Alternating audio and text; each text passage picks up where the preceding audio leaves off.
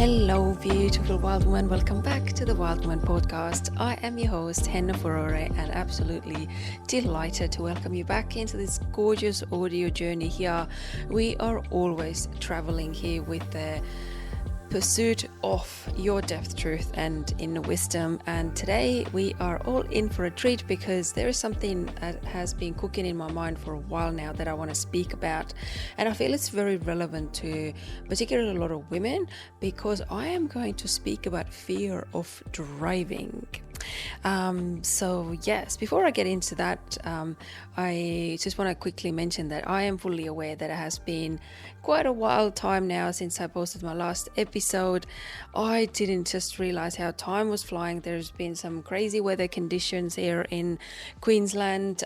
Been quite busy organizing circles, fire nights. I've had a couple of big projects on the background happening that I was working on. Some of them went on, some of them didn't go on. And yes, yesterday I actually received a really beautiful, lovely, very happy voice message from a fellow Estonian woman who listens to this podcast here in Australia. And yeah, just her message truly gave me that extra bounce to be like, yes, I want to record more. And I was planning to do this week anyway. So thank you for the gorgeous feedback to you, beautiful lady, and so many other messages that are popping in. Podcasting has been interesting in that sense that you are speaking here in your home alone, and then all of a sudden you receive a comment or a message or something like this that just drops into a mailbox from someone who's been truly touched by what I'm speaking.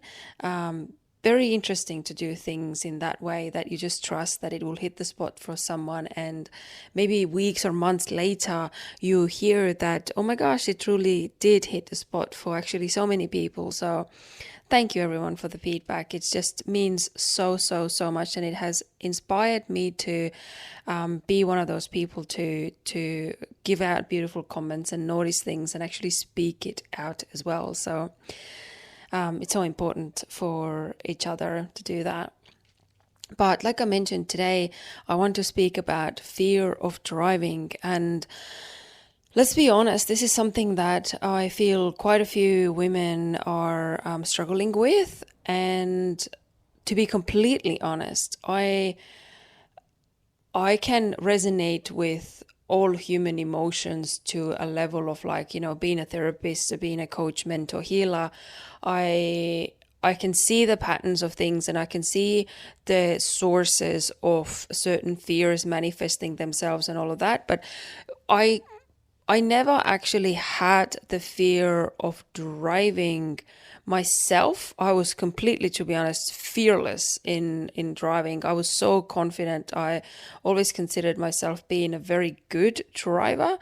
But there was a sequence of events that showed me that these emotions and the fear of driving might not have anything to do with your skills or the actual realistic evidence of things. And for the past year or so, I have been struggling with a pretty intense fear of driving. And there was a very unique sequence of events there that brought me to this struggle in my life. And at the moment, I was just deciding that I want to just speak about it, just tell a story from woman to woman, and maybe there's something here that you can pick up. Maybe it's just a story, but I feel like the whole thing is just very, very interesting. And now being pretty much mainly on the other side of it, considering where I was, that's just my way of storytelling anyway. I rarely share things fully to the full extent, to the full expression of them when I am still in the thick of the issues.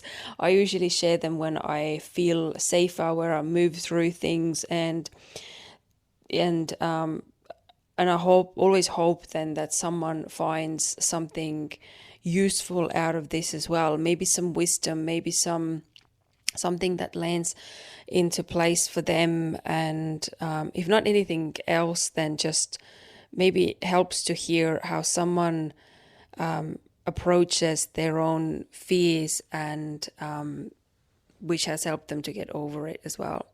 So how this whole thing started, completely honestly, like I said, I've been a fearless driver, so I was always not always, but very often the one who would drive quite fast and happily weave through traffic and fly down the highway, and no problem, no worries. I have been obviously brought up in Estonia, where our driving is learning to drive is very official. It is not like your family member or a friend can teach you. They can, but you have to do a very quite official training for it. And this is also followed by certain practices that you have to learn how to drive on icy roads and very slippery conditions, and you have to learn how to duck and weave in slippery conditions, and also certain highway traffic for economic driving and all of that. Like we learn it at the pretty a good high level, how to drive and our thinking and reactions about it. So yeah, I've always trusted myself as a driver very well, and I always loved driving. But there was this one time, maybe about a year and a half ago, I started receiving a psychic message that started to tell me this very loud and clear, very short message is that stay away from big bunches of traffic.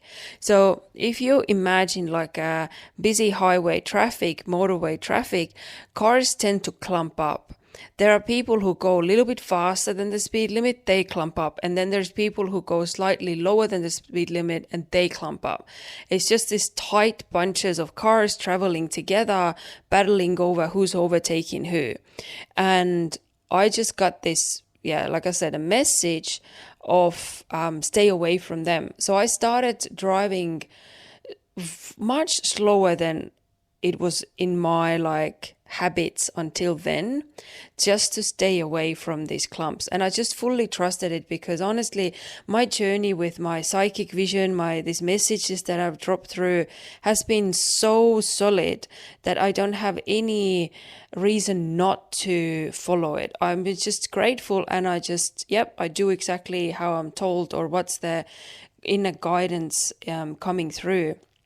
So my driving habits changed a lot. I was all of a sudden paying attention to the speed limit, and made sure that I had a lot of space around me all the time when I was driving, even if it meant that I have to go lower than the speed limit is.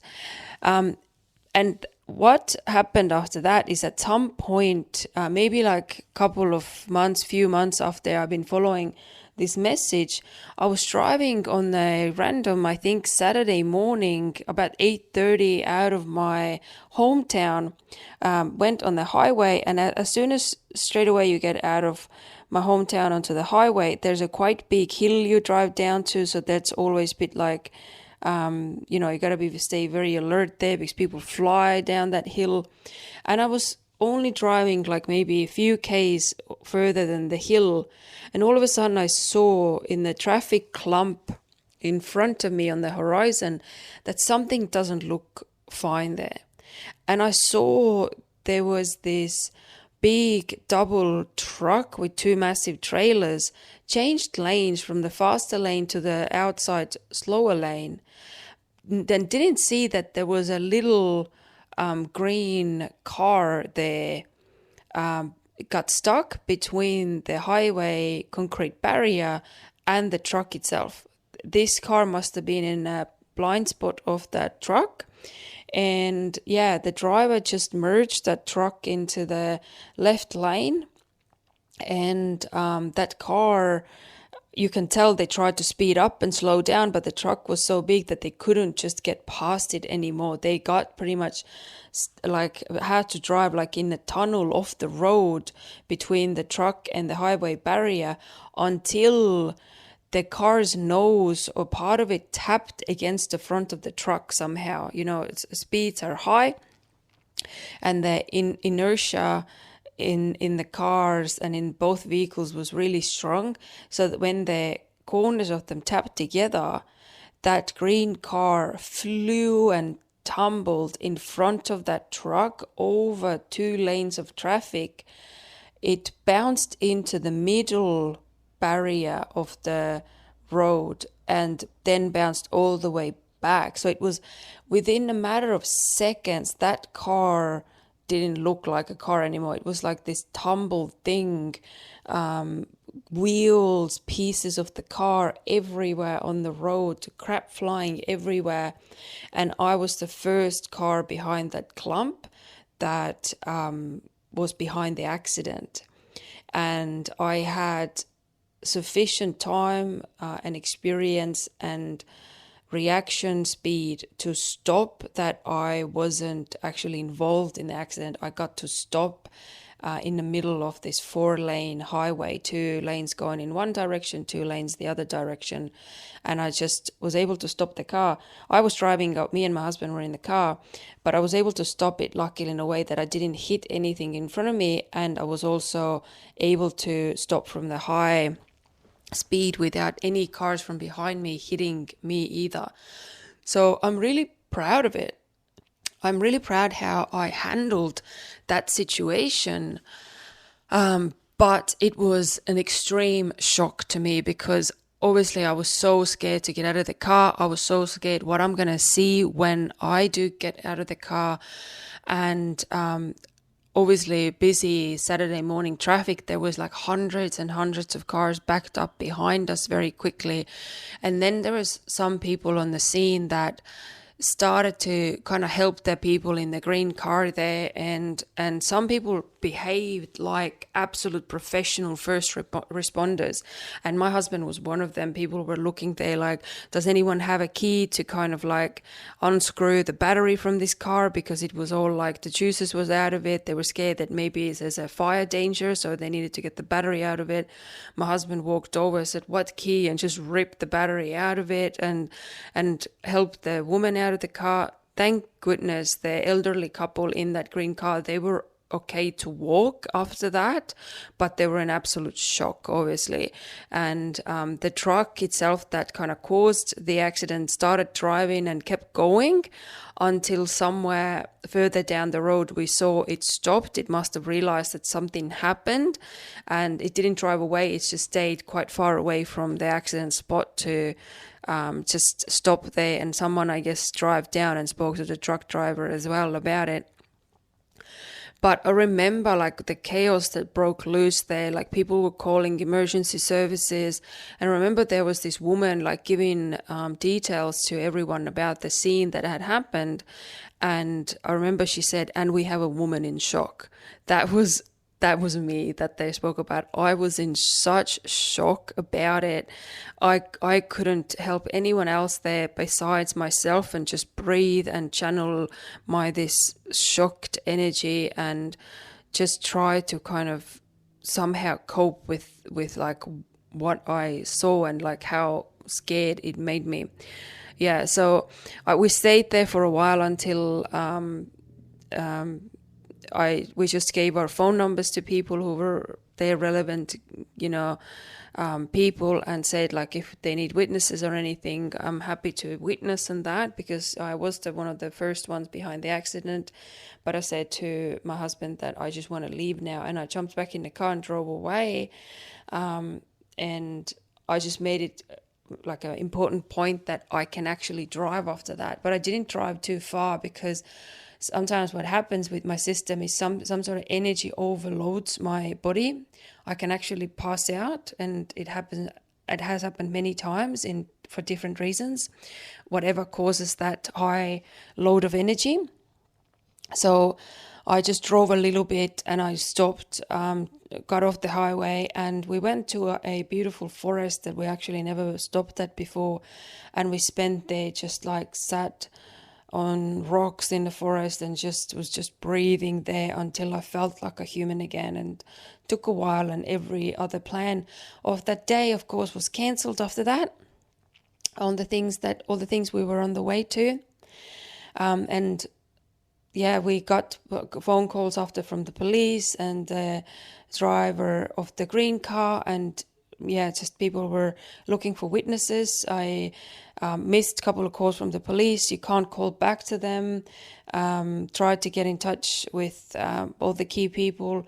Gave some, testimonials about what I saw as well. But that's as far as I know what happened to them. And I'm just so happy that physically everyone was okay and in one piece. But obviously that completely shocked my whole system. And I got so scared of just the traffic in general. Like every car who was like had brake lights on or was overtaking someone or was too close to us, like I was terrified to the point that I would like just fear, like tears of fear would just fall from my eyes when we would try to go somewhere, even when I wasn't driving. Because my husband, he drives for work all the time. He's on the highway all the time. He works in traffic management. Like he's so good at reading it, driving through any type of traffic. But the fear that sometimes I got when we had to go somewhere was just absolutely crazy, to the point where I don't want to go anywhere.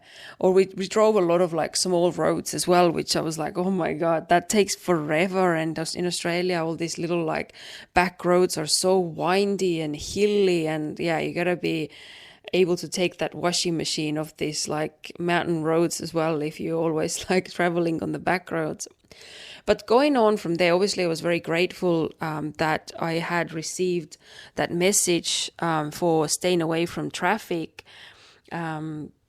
this clumped up traffic, which, I don't know if it was a coincidence or it actually was a big factor on the day, because I did have a lot of distance between me and the cars in front of me.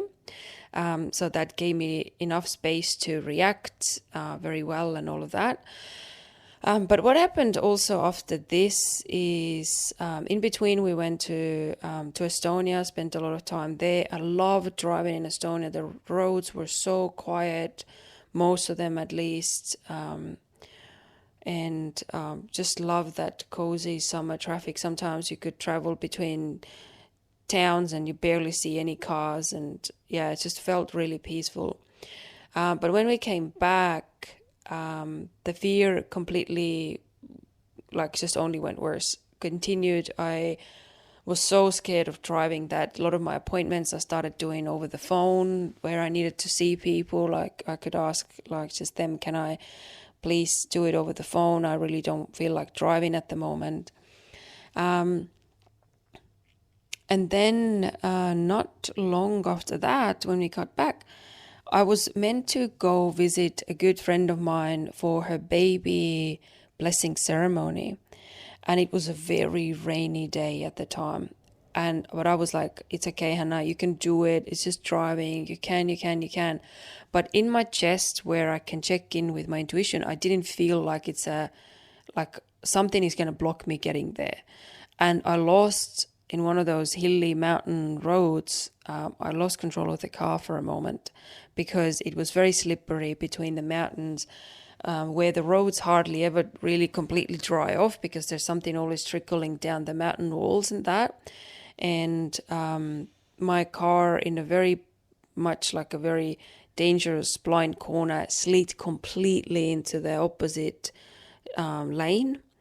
And that absolutely shocked me as well. So there was few things that happened. I feel like there was something else as well, but I feel like there was three things, but I'm completely drawing a complete blank at the moment. What was the other thing that kind of happened that added to this whole thing? But there was like many things. So it has been a long battle for me for getting my driving courage back. So here's like being someone who helps other people to deal with this stuff. I was in an interesting position that I felt like almost like I should be getting like over it somehow. But I'm not very big anymore for a long time now as a woman, as a coach, to shoot all over myself or other people. That's just not my style. That you should be being, better off by now. You should feel differently by now. You should achieve this by now. You should get over yourself. You should get over your fears. Blah blah blah. That's not me. So what I didn't do to get over this like absolutely agonizing fear, I didn't rush myself. I didn't force myself to drive when I didn't want to. I didn't subscribe also to the idea that this is who I am now. I didn't sign up to this idea that will never change. I just allowed myself to experience what I needed to experience, but I just refused to believe that this is how it's going to be now. And I gave myself a lot of time. I think with these healing journeys and mindset journeys, it's important to focus also on what is not helpful as much as what is helpful, and forcing yourself to get over things if you feel extremely fragile and so scared that you could cry any minute. This is not a good time to try override these things or try to rationalize your fear and kind of force it down, suppress it, and make yourself feel like a fool because you're a grown woman, you should know better. Because I actually started realizing at some point that I have been treating myself a lot like I was brought up. You're a big girl, you can do this. Hannah, you can always do anything. Yeah, just get over it, just do it. Just, don't think about it, just go for it. Like, people would really I felt like didn't really care. Like, how I feel about things is like, you're the strong one, you're the tank woman, you're the boss woman, you can always do anything and just do it pretty much. And I realized I've been putting the same attitude, which I hated from other people. Like, I hated when people told me that, because it felt like I couldn't have a softer side. And I don't know if that's what they meant, or is it just convenient for them to say that you're so tough, you can do anything, because it takes the pressure off from them. It felt like it was a convenient thing to say from other people. So rather than like actual sincere encouragement or belief in me, that's how it sometimes came through. Plus, it took away this vulnerability of like, maybe sometimes I don't want to be able to be the strong one or the tough one. And I realized I've been treating myself the same way, that I don't give myself a lot of room for this softness and not always be winning and crushing and slaying everything. So I stopped saying like I should be able to drive. I stopped saying that completely, because I was thinking how lucky I am. I have a gorgeous husband who's willing to drive me to places. There was a time where only a few weeks ago, I was meant to go for a 4-day training that you got to drive in there every day and drive home back for a sound healer training. And my husband was ready to take time off work just so he can drive me and pick me up again. The training didn't go ahead because of the cyclone that came, and that ruined a lot of plans for people. But that's how good he is with things, that he is always driving me around places, or at least he's in the car with me. And that helped me to soften and stop affirming myself these unhelpful things that I should be able to. Because that talk of like what you should be able to do, you should be able to be further ahead, you should be able to know this by now, you should be able to get over this, whatever this should is, it's ultimately you comparing yourself with something else, and you always come out as the loser. There's someone who's doing like worse than is expected, is doing not that great. And it's a very like disempowering way to approach yourself. So I got rid of all of that energy, that because I've been driving so much in the past, I should be able to drive now. Stuff that just didn't work for me. And when does this guilt tripping actually ever work long run? Maybe for a short run, it gets you through a moment and you just suck it up and do it, but it doesn't help you actually emotionally. you might prove yourself, yeah, I can do it. But if the fear is still there, you have to still give some like time for that fear to process. And that's exactly what I did. I literally took time, and it's been a year-long journey since that. I feel like it's been a year since that accident that I saw, but the messages already started happening already earlier. So it has taken me a year to constantly allow myself to soften, allow myself to be scared, allow myself to also like be brave with that fear that yes, I still can drive, and I can drive in the rain, I can drive in different conditions, I can trust other people in traffic. I was really trying, and I did what I could. I was driving sometimes with my husband in the car. I was going places alone where I could, but not like crazy big distances. So I kind of challenged myself a little bit so I don't stop completely, but I didn't tip myself over to this complete fear, because sometimes like how my body would start to feel when I'm in traffic is like this complete knot in your stomach that you don't know like what this fear is going to physically do to you. Just feel like not yourself. So I gave myself time. That was the main thing. And in the background, I kept speaking to myself. I kept like this inner conversation going with myself that it's okay. You will get through this. But at the moment, just relax, just soften. It's okay. Traffic is scary and there are accidents and that. But constantly affirming that I'm protected, I'm safe. I trust other people driving around me. I trust their judgment. And also just, again, staying away from these big clumps of traffic as much as possible. And somewhere along that way, I signed up to a yoga studio where I hold my women's circles, regular women's circles. I signed up there to go and work out there. So I have a full membership at the moment, and I was so scared to drive there every day. But again, I decided I do what I can. If there's weeks that are raining and it's just hammering down with rain, I don't have to drive there, because where I lost control of the car is on that same road that I have to drive when I'm going to the yoga studio. So softening, and allowing myself to be emotional, allowing myself to prove myself that I don't have to do anything. I can drive, I know that, but I don't have to force it. I don't have to also wait until the fear is completely gone before I can start exploring again. Nothing has to exclude the other. All the things, all the emotions, all the scenarios, all the thoughts, all the possibilities can exist at the same time, in the same moment of time. And I was working with these different channels the whole time. I never truly stopped driving, like completely, but the feeling in my body was just sickening. And one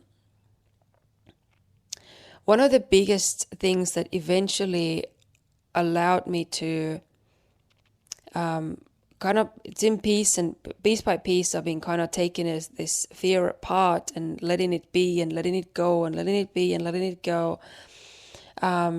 and constantly talking to it, because I don't want to live in this fear either and see like, oh, I let myself be an emotional person, but then I'm like letting the emotions kind of completely make me their bitch. Really, I don't think that's okay as well. Sometimes I hear parents or something, they're saying, oh, I give my child space for their emotions, and they just watch the kid like scream and throw a tantrum somewhere in a restaurant. That's not giving your kids space. That's like, they need guidance, they need discipline, maybe, like, that's my opinion completely. They need like a conversation, bit of like an adult guidance there, because letting yourself or them go off the head just because you're emotional so your emotions can complete, that's not really what we're speaking about here. It's more like acknowledging, what's going on, and also noticing where, okay, this is truly something that needs its space, needs its time, and where there's just no point giving these thoughts, these fears, these emotions so much airtime. So I tried to pick these moments as well. I was gentle with the whole process, but I didn't just let myself sit in that fear fear and let this fear produce like really scary scenarios and thoughts in my head. I was gatekeeping my mind a lot, and I was working rather with the fear that I wanted to lift out of it, not create more on top of that and kind of validate this fear all the time in a way that like, yeah, you're right, it is scary, so don't go anywhere. It was more like speaking myself about all the aspects. And a couple of weeks ago, a bit more than a couple of weeks ago now, I spoke to one of my friends about it, that I've been really challenged by driving, and she was so surprised because nobody would expect this from me, I think. And then, yeah, she mentioned as well, like, oh, you don't want to spend your whole life, like just kind of hiding away and not being able to go places or depend on someone else driving you. I'm like, yeah, I'm fully aware of that. And when I drove home from that meetup, I was actually asking myself very clearly what's going on. Like I wouldn't mind driving if my husband is next to me, but when I'm alone in the car, then the fear is just like crazy big. And sometimes it didn't matter, like whether he was driving or I was driving with him there, I was still really scared. And that was still very raw and real experience from that crazy highway accident that I saw. But in general, I started to notice that there's actually something a bit more deeper going on for me, in the sense that I might actually enjoy driving when I'm not alone. And then in that moment, I had this pretty great realization when I was like, wow, I just prefer doing things with him. And almost like if we're not communicating what our emotional needs, that I don't want to be alone. I want to go to places with him. I don't want to drive alone to different towns for different meetups. I want to do things together. I want to feel held, nourished and supported and really truly like feel like the queen, like taken care of in a way that is next level care for me. And being driven around up and down the coast for me is definitely next level care. And having that realization was so important, because I realized my unfulfilled emotional need. So the fear didn't have to manifest anymore to fulfill that emotional need somehow. Because it's very easy to ask help if you feel like you're completely helpless. But it's very different to soften and just allow yourself to be supported, allow yourself to be held and treated like a queen if you're actually fully capable yourself. So I've realized a lot, like more and more since that moment, that this is our challenge as women, is how we can stay soft and kind of keep this beautiful feminine side of us. And very often that feminine side is also a bit more gentler, a bit more emotional, a bit more like wanting that care, this support, nourishment. Not that we need it, but very often our heart and our energy is craving it. Our bodies are craving to be, like treated nicely. And we all want that, like that someone next to us is completely like, I don't want to say babying us, but maybe it is in a way, like a little bit like just taking it further than we've ever seen before. But if we're scared to, or like somehow feeling like we're undeserving or we shouldn't be like, treated that way for some reason, then something else will manifest that would fill that energetic emotional need for you. And I have seen that so many times in other women when I'm working with them. They sometimes don't understand like why they have some sort of crazy phobia, for example. And more often than not, this phobia can be worked out very quickly. To understand the pattern of why is this manifesting itself, like being so terrified over seemingly something that is not worth being terrified about.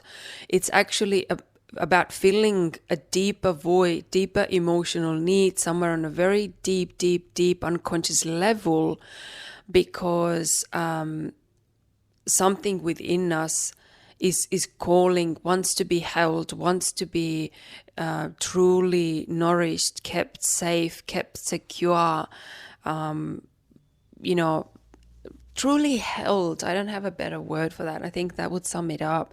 But if we don't allow ourselves to truly ask for this and create ourselves this type of like holding, this type of true care for ourselves, and we don't know how to ask for it, communicate it, and we feel like, oh, we shouldn't be, such a sook, or we should be like toughening up a bit, we should be a grown-up independent woman, behave like one, then our unconscious mind will create ways how to have the same emotional need filled, but it does it in a twisted, weird way that we feel like it's some sort of like it doesn't make sense at all.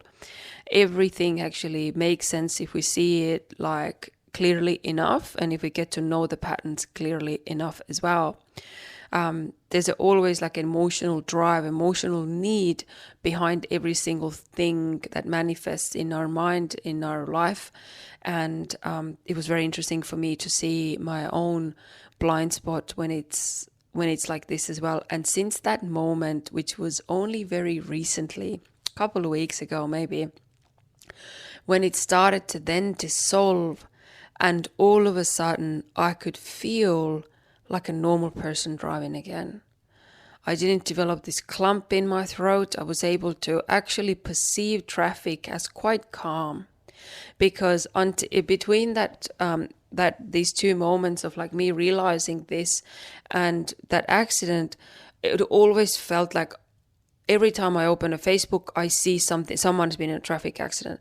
I see like, again, highway closed because there's been some sort of horrific car crash. Motorways closed because some sort of car crash. Someone went off the road somewhere on the back road. Oh, now I can hear that everyone slides, in a different lane, lose control of their car in the same spot. So this is dangerous. Like alerts and sirens and signals went off everywhere that like were feeding into my fears. And it was another very clear, not that I need any more to learn about it, but it was a very clear example of how our perception truly creates a world. If I got really scared of traffic and driving, I saw the fears everywhere. I saw it in the news, like felt like every night there was almost like a massive some sort of car incident going on. Oh, and I remember what was the third incident that happened very close to all these other things that made me scared of traffic. There was this crazy incident when I left a nearby town to drive home. I think I was hanging out with one of my friends or something in a cafe, and I was kind of like, oh, I just drive home. It's about like 15 minutes drive. I didn't use the toilet before I left or anything. We've been sitting there for like 2-3 hours chatting away, and I just jumped in the car and left, only to find out as soon as I got on the highway traffic was stopped.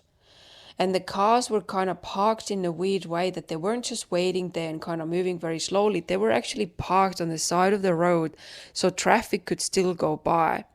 But at the same time, traffic was completely still. All of a sudden, though, when we had been sitting there for a long time, and I was terrified because I needed to pee. I needed to pee so bad. And I was thinking, I was scared of what was going on because there was no information, just hundreds and hundreds and thousands of cars just like sitting in a massive standstill on the highway as long as your eyes can see in any direction. And plus me needing to pee, thinking like what I'm going to do here, how long this is going to take.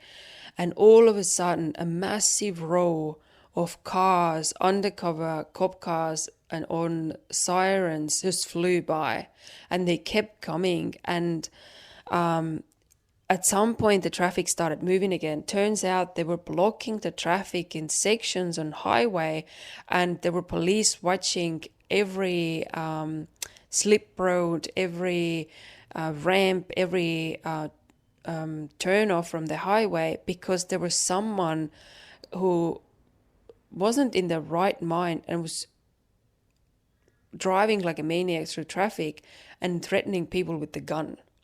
So they were chasing that people down, and that's why they blocked the traffic to try and get this person.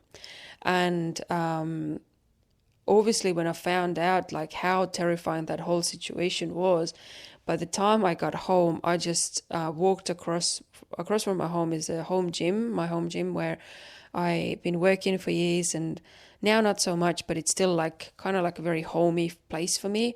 And one of my good friends was there in the gym office at the time, and I just went there, walked in, and I just like was like, I need a hug, and I just burst out tears and crying, because that was a horrible experience for me to like go through as well, and all these other people who were stuck there. And eventually with the big massive operation they were able to get this guy as well, but very far from where I was stuck in traffic. So that was the third incident that kind of added my this frantic energy about driving. So I guess, it's kind of, when you look at it, the story and like how these whole things happen quite close together, it makes sense that sometimes these fears come in our life and we're meant to be gentle with them. And yes, I did get help as well. I saw my own therapist a couple of times, and I see her very regularly. Just the other day I was thinking, now I'm doing actually really, really good. I see her more often than ever because I enjoy taking care of myself and feeling very, very supported, and someone to bounce ideas off of, and always find blind spots where I could even more be about myself, and where I can support myself more, and where I can remove any blockages. It's so important to me, this work. And so I did get professional help as well, just speaking about and gaining some perspective on this accident, and also helping myself to shift back to the idea that I know how to behave. At least so far I have been very good at trusting my driving, taking messages and cautionary cues as much as possible, keeping the distance, and knowing like what to do and how to take care of my emotional needs, and not forcing anything. It's been a huge learning for me. And another massive thing what it did for me is it truly cleared up my behaviors in traffic. I'm a much better driver now, and not just because I'm scared. Now it's just because I find calmer driving very like it just saves my nervous system.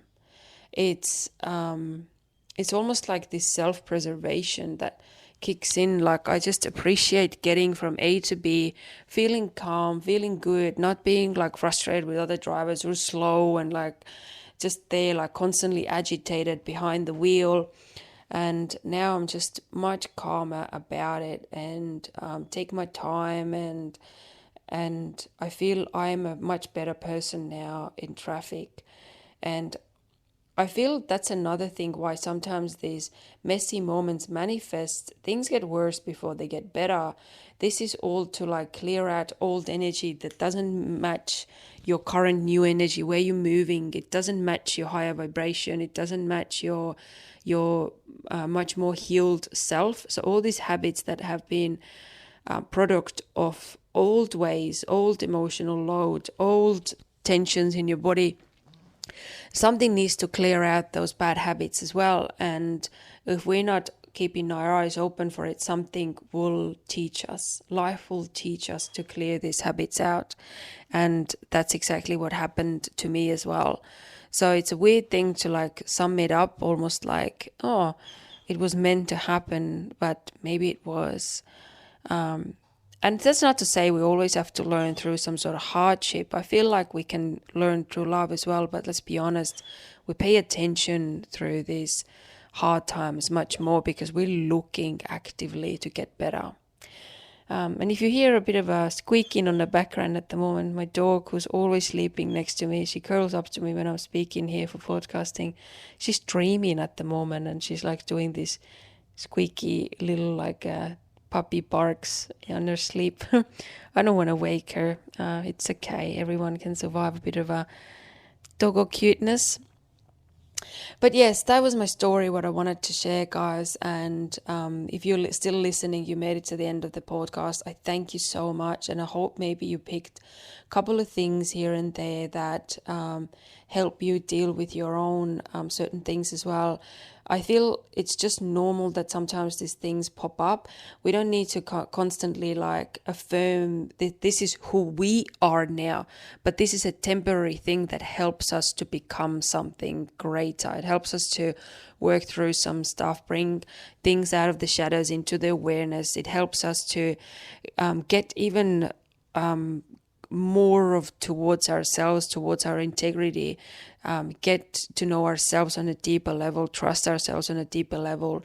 Sometimes we learn that through some of the weirdest and most hardest experiences in our life as well. I can't say this has been like the hardest experience of my life. Hell no, of course not. But it has been, considering been in self-development world 10 years, been doing this work with women and men and also teenagers and so many different walks of life people, been helping them to just heal and get through their own hardship and that, and finding myself in that position where I cry because I'm in the car in the traffic, like that's unique. That's for me like, wow, like now what? And the last thing, I guess, what I wanted to say about it is beyond this gentleness and beyond this allowing yourself to be emotional, but also like take charge of things, finding that beautiful balance between the masculine and feminine approach.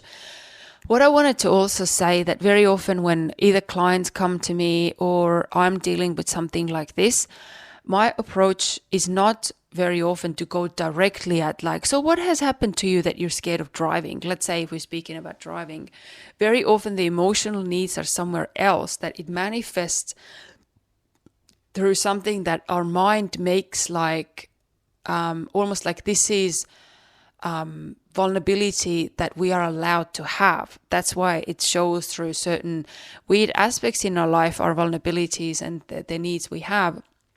But very often when I work with people, I speak more about how the person is doing in general.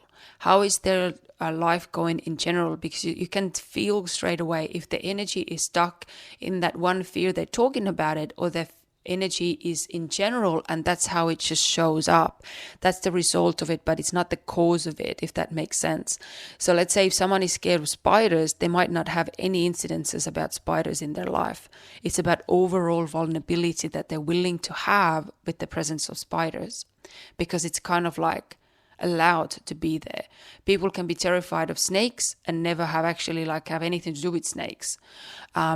And so on. A fear of driving can show up when there's actually no fear of actual driving, but this is like permitted, allowed vulnerability that our bodies actually want. And if we're not filling those needs, they just show up as this weird thing that just seem like a major inconvenience. So what I do there then usually is start to build up the person up in general. Start with general mindset things. Start with general like techniques to calm the nervous system, to allow the vulnerability to be there, to the person to build very beautiful, intimate, strong relationship with themselves, regardless of that issue. Very often in the healing room, people are so surprised of like, oh my God, I've got rid of this, but we never actually spoke about it. I'm like, yep, because you can just tell where the energy actually lives. So that's what I wanted to say about everything about this today, ladies. Thank you so much for tuning into this. Let me know how this story landed for you. And I will be back soon again, sharing another story, sharing another audio journey. Thank you so much for tuning in here. Sending you much love. Talk to you soon again.